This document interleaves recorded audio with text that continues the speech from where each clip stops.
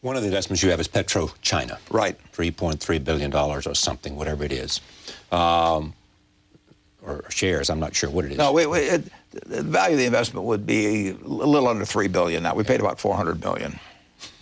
It's sort of like a typical investment. No, it isn't typical. Isn't it? We paid 400, is now worth 3. We paid $10 million, is now worth $2 billion.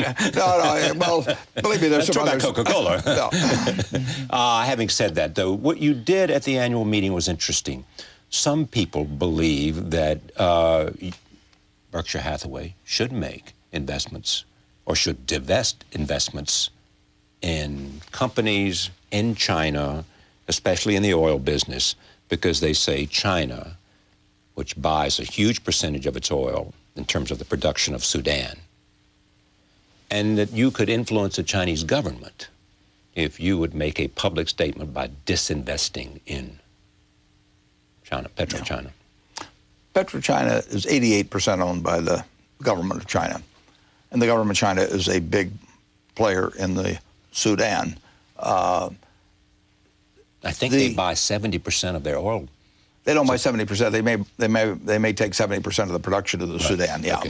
But China's going to be buying. They buy 70% of Sudan's production. Although the Sudan would sell that oil to somebody else. Right. I mean, oil is a commodity, so you don't know where the oil in your tank comes from. You know, basically when the point of this story, obviously, is can you, by investments or not investing, influence the conduct of governments? In this case, one of the fastest growing economies in the world.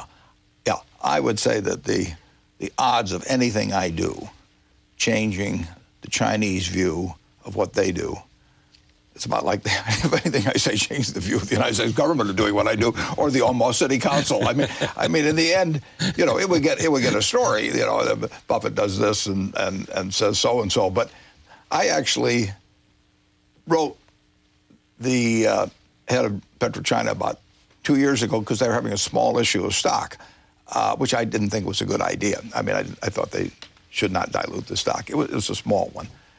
And, you know, I got a very nice letter back from them, and they said, you know, we love to have you as a shareholder, and we respect your views, and we're going to issue the stock. And of course they do. I mean, but that happens in the United States. I mean, in the end, the government of China is going to do what they think is in the Chinese interests. And they don't really, the idea that Berkshire Hathaway selling stock in a subsidiary, Chinese government owns the controlling interest in 32 of the 33 largest publicly owned companies in China. Say that again. Of the 33 largest publicly owned companies in China, the Chinese government is the majority holder of 32 of them. I mean, believe me, the Chinese government is they are a strong factor in all major business over there, and they have policies, and it's up to them. You know, they are not going to be swayed by the managements of those companies. You know, they're not going to be swayed by me. They're not going to be swayed by an office. They may not be swayed, for all that matter, by Hank Paulson, although he's very good and they like him. So it would be a futile sort of activity. Now, going beyond that,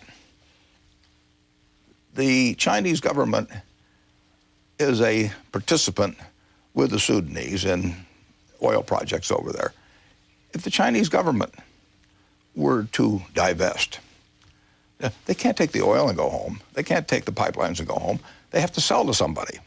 Now, they can sell to one of two people. They can sell to the Sudanese government itself, or they can sell to some other country that wants to be a partner. If they sell to the Sudanese government, they're going to get paid a pittance compared to the value of assets. Sudanese government's going to be better off if they can get them to sell. Right. If they sell to some other entity, my guess is the Sudanese government would renegotiate the terms for even better terms to have the assignment take place. I mean, you can't divest yourself in the sense of taking the assets back.